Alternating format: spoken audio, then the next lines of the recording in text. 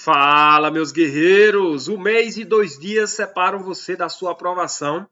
Professor Adriano por cá. Vamos dar um complemento a mais com a Revolução Praieira. Já na tela de vocês, mas lembrando, viu? Já postamos muitas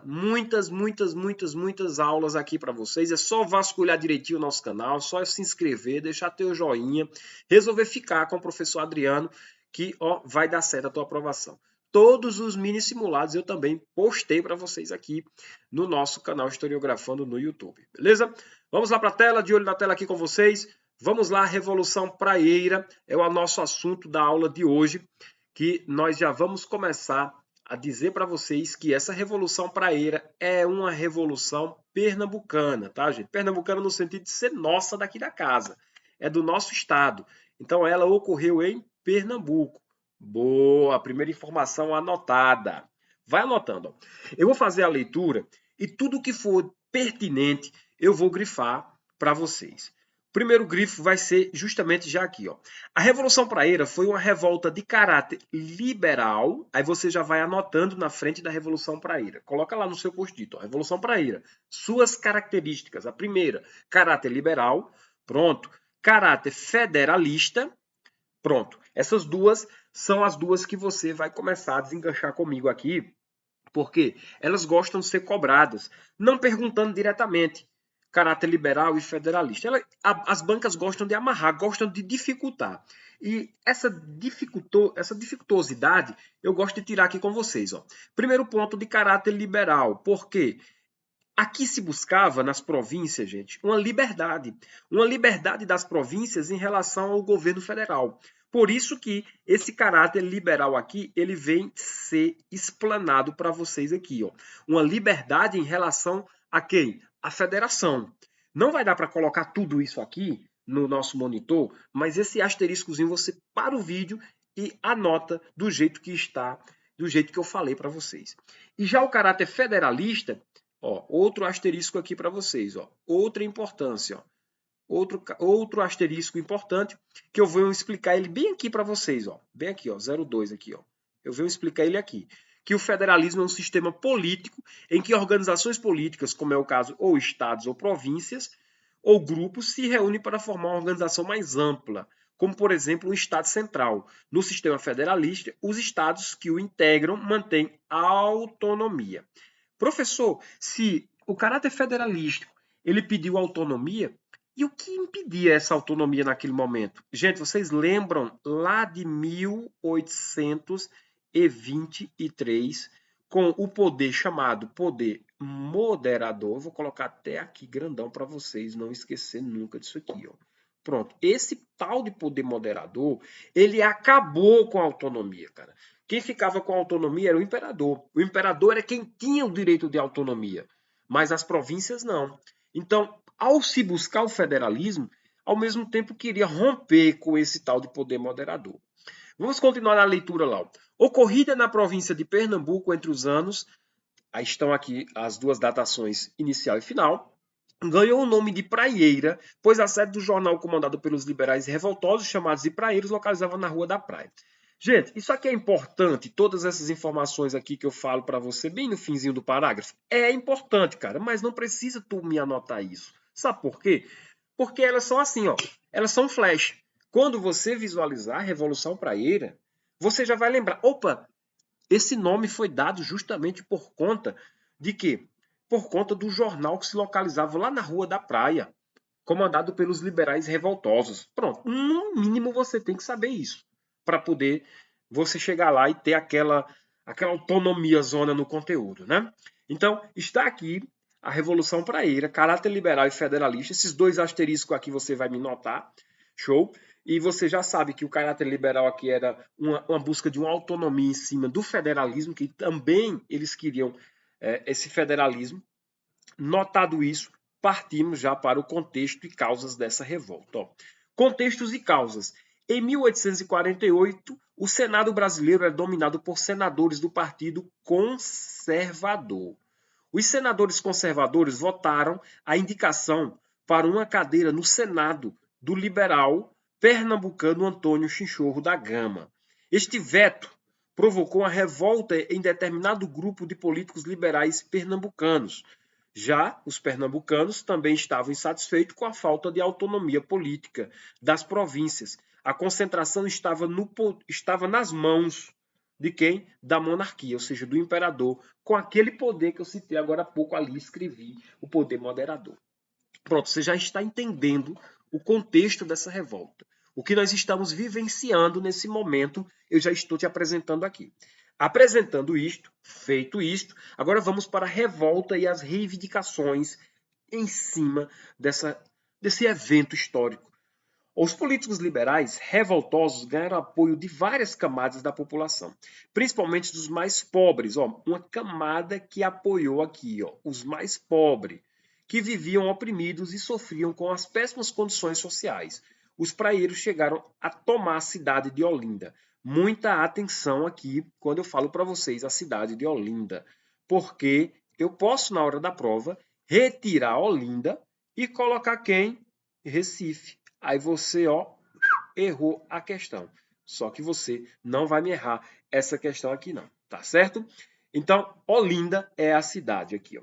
Deixa eu só dar uma baixadinha aqui para a gente continuar na leitura e fichar e bisurar para vocês, ó. Em 1º de janeiro de 1849, opa, agora foi demais, né, professor? Eles divulgam um documento, tá, gente? Só subir lá em cima para que você possa me acompanhar na íntegra isso aí, ó. Subindo, deixa eu dar uma subidinha. Foi. Agora sim, ó. Divulgam um documento que é chamado de Manifesto ao Mundo. Neste documento, os praieiros reivindicavam o que, professor? Independência dos poderes e fim do poder moderador. Eles queriam o fim disso aqui, ó, que era exclusivo do monarca. Voto livre e universal era mais uma das pautas. Nacionalização do comércio e de varejo era outra pauta. Liberdade de imprensa, reforma do poder judiciário, federalismo, fim da lei de juros convencionais, aqui entenda como a usura, era isso que eles pediam, fim do sistema de recrutamento militar como existia naquela época. Então, todas essas pautas aqui foram as pautas exigidas, meu guerreiro. Então, muito cuidado, é muita pauta. Então, o importante é que você consiga, pelo menos, bisurar algumas que sejam mais, digamos, cobradas. O federalismo nós já vimos ali. É cobrada? É, mas você já viu, cara. O federalismo comigo. A liberdade de imprensa você vai lembrar logo do jornal. Isso aqui é automático. Agora, quando mexe aqui, ó, poder judiciário, nacionalização do comércio de varejo, voto livre universal, independência dos poderes, ó, fim da lei de usura, né, do juro convencional, aí já torna-se um pouco mais dificultosinho para vocês. Mas o professor deu. Cabe você anotar, cabe você agora achar a melhor forma de decorar, levar isso para a prova. Gente, é só decorar mesmo, cara. Você só vai precisar disso aqui uma vez. Ponto. Vamos lá, professor. Sim, o fim do recrutamento militar também. Deixei aqui do lado de fora, ó, ele também é importante.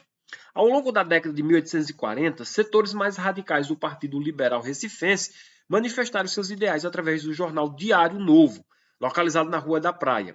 Em pouco tempo, esses agitadores políticos ficaram conhecidos como os praieiros, mesmo não tendo caráter essencialmente socialista, anota isso. Esse grupo político era claramente influenciado por socialistas utópicos do século XIX, como Pierre-Joseph Proudhon, Robert Owen e Charles Fourier. Beleza, professor? Ele não tinha essencialmente essa característica socialista, mas que sofria influência socialista, é notado isso aqui. Em 1848, o movimento passou. Antes de avançar, como é que as bancas estão cobrando aí os fazedores de questões, dizendo que a Revolução Praieira teve característica socialista. E muitos vão lá, opa, marca. Por quê? Porque o professor apresentou somente que ela foi influenciada e não soube explicar que influenciar não é ter. Ser influenciado é uma coisa, e ter o caráter socialista é outra história diferente. Eu posso ser influenciado por alguém, mas não seguir aquela doutrina, não aceitar aquela doutrina, mas somente ter umas ideias sobre aquele momento, aquela passagem. Em 1848, o movimento passou a ganhar força com a nomeação de um presidente de província conservador mineiro para conter as ações dos liberais pernambucanos. Revoltados com essa ação autoritária do poder imperial, os praeiros pegaram em armas e tomaram, sim, conta da cidade de Olinda. A essa altura, um conflito civil, conflito civil, não militar, conflito civil, contando com o apoio de grandes proprietários profissionais liberais, artesãos e populares, tomou conta do estado de Pernambuco. Vamos agora, gente, dar uma sintetizada para vocês quem são esses conservadores e esses liberais. Faz-se necessário dessa sintetizada para finalizar aqui esse encontro. Vejam só, sintetizando. A seção dos liberais que apoiaram a chegada de Pedro II ao poder foi logo interceptada após os escândalos políticos da época. As eleições do cacete, ou do catete, tem muito livro que fala do catete, não sei porquê, né? Tomaram os noticiários da época com a denúncia das fraudes e agressões físicas que garantiriam a vitória da ala liberal. Em resposta, alguns levantes liberais em Minas e São Paulo foram preparados em repúdio às ações políticas centralizadoras do Império. Gente, essas ações políticas que centralizavam o poder do imperador estavam em cima de qual poder? Moderador. Nesses dois estados, os levantes não tiveram bastantes pressões, sendo logo contidos pelas forças militares nacionais. Entretanto, o estado de Pernambuco foi palco de uma ação liberal de maior impacto que tomou feições de caráter revolucionário. Então é isso. A Revolução Praieira, o que ela tem te oferecer é isso aqui para você, meu guerreiro, minha guerreira. Assunto bom, assunto que... Professor, tem possibilidade de ser cobrado isso em prova? Tem, gente. Tem possibilidade sim de ser cobrado em prova porque está no edital dos senhores, está no edital das senhoritas, certo? Então isso tem muita relevância para cá, para que vocês consigam pegar, para que vocês consigam amarrar todas essas informações aqui. Galerinha, todo o assunto é isso, não tem mais o que fazer não, cara. Agora é só buscar questões sobre esse assunto, né? Como eu disse para vocês, trouxe simulados para vocês, questões.